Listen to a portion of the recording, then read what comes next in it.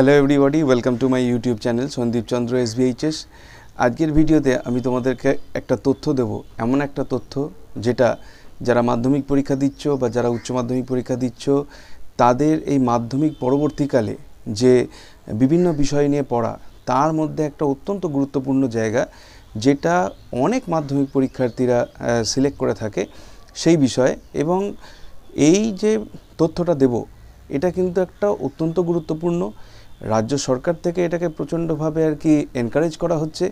হয়তো তোমাদের স্কুলগুলোতেও দেখবে তোমরা ইতিমধ্যে অনেকে গেছেন এই বিষয়টা নিয়ে প্রচার করতে। একদম সরকারি এবং খুব সহজে যারা মাঝারি মেধার ছাত্রছাত্রী তাদের জন্য অত্যন্ত গুরুত্বপূর্ণ, যেটা আমরা বিগত বছরগুলোতে দেখে এসেছি। অনেকে পরীক্ষা দিয়ে এই অ্যাডমিশন টেস্ট দিয়ে এই স্ট্রিমের মধ্যে প্রবেশ করতো, তাদেরকে সেই অ্যাডমিশন টেস্ট দিতে হবে না। হ্যাঁ, আমি কথা বলছি সেই পলিটেকনিকের। অর্থাৎ পলিটেকনিক যে পরীক্ষা, সেটা আগে আমাদেরকে জেক্সপো নামে একটা পরীক্ষা দিতে হতো। বিভিন্ন জায়গায় জেক্সপোর কোচিং সেন্টার ছিল।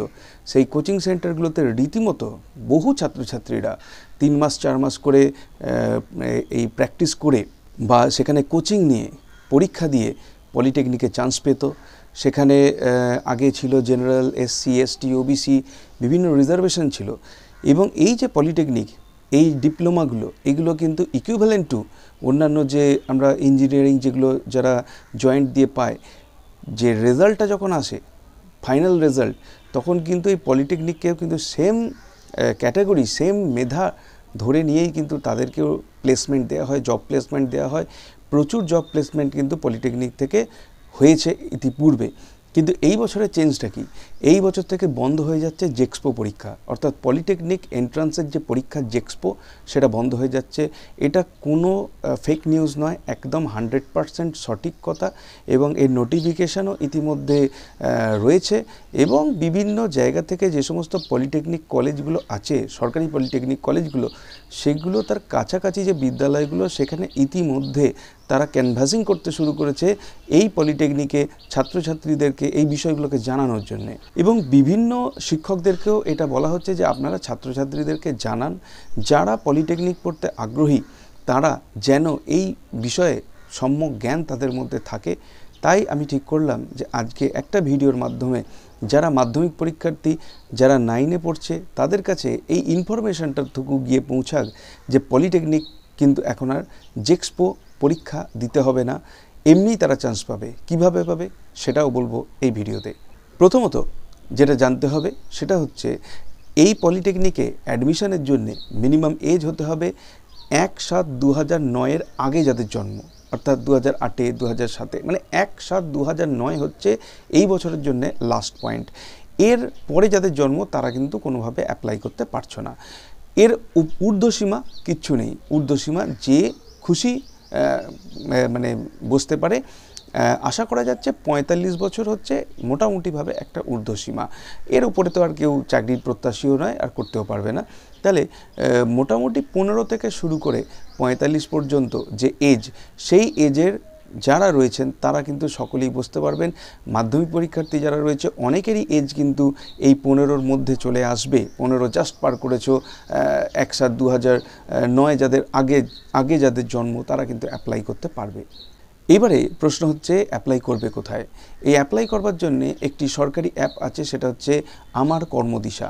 প্লে স্টোর থেকে এই আমার কর্মদিশা অ্যাপটাকে তোমরা ডাউনলোড করতে পারো, বা যাদের কম্পিউটার আছে তারা কম্পিউটারে ওয়েব ব্রাউজারে গিয়ে গুগলে গিয়ে টাইপ করতে পারো আমার কর্মদিশা। সেই আমার কর্মদিশায় তোমাদেরকে একবার রেজিস্টার করতে হবে, তোমার মোবাইল নাম্বার এটসেট্রা, যা রেজিস্ট্রেশনের যে প্রসেস হয় সেই দিয়ে তোমাদেরকে একবার রেজিস্টার করতে হবে। রেজিস্টার করার পরে তুমি মাধ্যমিকে কত % মার্কস পেয়েছো, সেই মার্কসের বেসিসে কিন্তু তোমার সিলেকশন হবে। অর্থাৎ এখানে অ্যাডমিশন টেস্টের কোনো ব্যাপার নেই, তোমার মার্কস তার উপরে কিন্তু নির্ভর করছে তুমি সেইখানে বিবেচিত হবে কি হবে না। তোমার যদি মাধ্যমিকে মার্কস ভালো থাকে তুমি কিন্তু আরামসে সেখানে বিবেচিত হতে পারবে। এটার জন্য প্রসেস কি? এটার জন্য প্রসেস হচ্ছে তোমাকে রেজিস্টার করতে হবে। রেজিস্টার করার পরে তোমাকে মাধ্যমিকের যে বিষয়ে তুমি মার্কসগুলো পেয়েছো সেগুলোকে সেখানে ইনপুট করতে হবে। ইনপুট করে দেওয়া হয়ে গেলে ওদের ওইখানে বেশ কিছু কোয়েশ্চেনিয়ার আসবে, কিছু প্রশ্ন আসবে। সেই প্রশ্নগুলোকে তোমাকে উত্তর দিতে হবে। খুবই সাধারণ সাধারণ প্রশ্ন। এরকমভাবে 4 সেট 5 সেট প্রশ্ন আসবে। সেই প্রশ্নগুলোর উত্তর দেওয়ার পরে ওরা অটোমেটিক্যালি ঠিক করে দেবে যে তুমি অ্যাজ এ ছাত্রছাত্রী হিসাবে তোমার জন্য কোন স্ট্রিমটা তোমার জন্য উপযুক্ত। এখানে শুধুমাত্র পলিটেকনিকই নয়, আইটিআই কোর্সও কিন্তু করা যাবে। তো পলিটেকনিকের যে বিভিন্ন স্ট্রিমগুলো আছে, সেটা হতে পারে ইলেকট্রনিক্স, হতে পারে কম্পিউটার সায়েন্স, হতে পারে ইনফরমেশন টেকনোলজি, হতে পারে টেলিকমিউনিকেশন, হতে পারে ভ্যারাইটিস অফ স্ট্রিমস আছে যেগুলোতে কিন্তু তুমি অ্যাডমিশন পেতে পারো শুধুমাত্র তোমার মাধ্যমিকের নাম্বারের ভিত্তিতে। তাই খেয়াল রাখবে, এই সুযোগটা কিন্তু হারালে চলবে না, এবং এই বছর থেকেই এটা স্টার্টিং হচ্ছে। সুতরাং এই সুযোগ এই বছরে ম্যাক্সিমাম জন যাতে পেতে পারো, তার জন্য এই বক্তব্য। তোমরা কিন্তু যদি রেজিস্টার করে নাও, রেজিস্টার করে নেওয়ার পর তোমরা যদি মার্কশিটের মার্কসগুলোকে সেখানে এন্ট্রি করে দাও, এরপরে যেটা হবে তোমাকে বলে দেবে কোয়েশ্চেনারের মাধ্যমে যে তোমার জন্য উপযুক্ত কোন স্ট্রিম, এবং যখনই তোমার স্ট্রিম সিলেক্ট হয়ে যাবে তারপরেই ওরা তোমাকে দেখিয়ে দেবে তুমি যে স্ট্রিমটা সিলেক্ট করলে, তুমি যে রিজিয়নে রয়েছো সেই রিজিয়নে ওই স্ট্রিম কোন কোন কলেজে পড়ানো হয়। অর্থাৎ ধরো যদি তোমার এলাকার কাছাকাছি মধ্যে 10টা কলেজে, আমি ধরে নিলাম মোবাইল কমিউনিকেশান তুমি হয়তো একটা সিলেক্ট করলে, মোবাইল কমিউনিকেশান বা টেলিকমিউনিকেশান কোথায় কোথায় পড়ানো হয়, হার্ডওয়্যার বা অটোমোবাইল ইঞ্জিনিয়ারিং কোথায় কোথায় পড়ানো হয়। তো এই তোমার কাছে হয়তো দেখা গেল 10টা কলেজে তুমি নাম পেলে, তাহলে তুমি ঠিক করে নিতে পারবে যে এই 10টা কলেজের মধ্যে তুমি পড়তে চাইছো কিনা। এবার দেখা গেল 10টা কলেজের মধ্যে তুমি 3টে কি 4টে কলেজ এরকম পেলে যেগুলো তোমার কাছাকাছির মধ্যে পড়ছে। সেখানে তুমি ফিজ স্ট্রাকচার জানতে পারবে। গভর্নমেন্ট কলেজ যদি হয় তাহলে খুব নমিনাল ফিজ, আর যদি বেসরকারি কলেজ হয় তাহলে ফিজটা একটু বেশি হবে, কিন্তু তুমি তোমার পছন্দের একটা বিষয়কে তুমি পড়তে পারছো, এটা একটা বিশাল বড় ব্যাপার। তো তুমি সেই কলেজগুলো 4টে কলেজ তুমি সিলেক্ট করে নিলে, সিলেক্ট করে নেওয়ার পর যেটা হবে সেটা হচ্ছে কাউন্সেলিং শুরু হবে। কাউন্সেলিংয়ে 5টা রাউন্ডের কাউন্সেলিং হবে। ফার্স্ট রাউন্ডের শেষে তোমার কাছে হয়তো দেখা গেল মোবাইলে মেসেজ এসছে যে একটা কলেজের নাম এসছে, হয়তো সেই কলেজটা তোমার প্রেফারেন্সে নেই, তুমি সেটাকে নিলে না, ডিনাই করলে, তাহলে কি তুমি আবার সেকেন্ড কাউন্সেলিংয়ের জন্য বিবেচিত হয়ে গেলে। এইভাবে কাউন্সেলিং হতে থাকলো এবং তোমার মোবাইলে মেসেজ আসতে থাকলো। টোটাল 5টা কাউন্সেলিং হবে, তার মধ্যেই কিন্তু তোমাকে সিলেক্ট করতে হবে। যদি তুমি দেখো যে না প্রথমটায় হলো না, আমি দ্বিতীয়টায় এগিয়ে যাব, দ্বিতীয়টায় হলো না তৃতীয়টায় এগিয়ে যাব, এরম করে যদি যেটাই দেখবে তুমি এবার ক্লোজেস্ট পেয়ে যাচ্ছ সেইটাই তুমি সিলেক্ট করে নিলে। সিলেক্ট করে নেওয়ার পরে সমস্ত ডকুমেন্টেশন ওই কলেজে গিয়ে ভেরিফাই করে তোমার সেখানে অ্যাডমিশান করা হবে। এবং এটার ইতিহাস বলছে যে এইখান থেকে কিন্তু যারা পলিটেকনিক কোর্সগুলোকে করেছে, ফার্স্ট ইয়ার মাধ্যমিক যারা পাস করছে তারা পাচ্ছে ফার্স্ট ইয়ারে অ্যাডমিশনের সুযোগ, এবং যারা উচ্চ মাধ্যমিক করেছে, উচ্চ মাধ্যমিকে যাদের কিন্তু সায়েন্স স্ট্রিম থাকতেই হবে, সায়েন্সের মধ্যে physics, chemistry, math, biology, computer science, computer application, এই ধরনের সাবজেক্ট যদি থাকে, একটাও যদি থাকে, তাহলেও কিন্তু সে পলিটেকনিকের সেকেন্ড ইয়ারের জন্য বিবেচিত হবে। কারণ এটা মনে করা হয় যে পলিটেকনিকের ফার্স্ট ইয়ারে সেই জিনিসগুলোই পড়ানো হবে যেগুলো একজন ছাত্র বা ছাত্রী এইচএসের সায়েন্সে গিয়ে যেগুলো পড়ছে সেগুলোই পলিটেকনিকের ফার্স্ট ইয়ারে থাকে। তাহলে অটোমেটিক্যালি সেই 2 বছরে 11 এবং 12 2 বছরে সে পলিটেকনিকের ফার্স্ট ইয়ারের কোর্সটাকে অলরেডি পড়ে ফেলছে। তাই জন্য তাদেরকে আর ফার্স্ট ইয়ারে অ্যাডমিশন হতে হবে না, তারা সরাসরি সেকেন্ড ইয়ারে গিয়ে অ্যাডমিশন নিতে পারবে। তো যারা মনে করছো যে তোমাদের মধ্যে সেই দক্ষতা আছে, যারা মনে করছো যে আমার পক্ষে জয়েন্ট দেয়া বা সায়েন্স পড়ে যে সায়েন্সের যে খরচা, টিউশন খরচা, স্কুল খরচা বা বিভিন্ন কোচিংয়ের খরচা বা জয়েন্ট দিয়ে সেই পাওয়ার যে ক্ষমতা সেইটা আমার মধ্যে হয়তো একটু কম আছে, তাহলে কিন্তু তোমরা অবশ্যই সিলেক্ট করতে পারো যে জিনিসটা, সেটার নাম হচ্ছে পলিটেকনিক, যেটা কিন্তু আমাদের রাজ্যে এর আগে বহু ছাত্রছাত্রীরা করেছে। আমাদেরও অনেক বন্ধুবান্ধবরা আছে যারা এই পলিটেকনিক করে কিন্তু আজকে নিজ নিজ ক্ষেত্রে মানে প্রতিষ্ঠিত। টাটা কনসালটেন্সির মতো বিভিন্ন বড় বড় কোম্পানিতে তারা চাকরি করছে।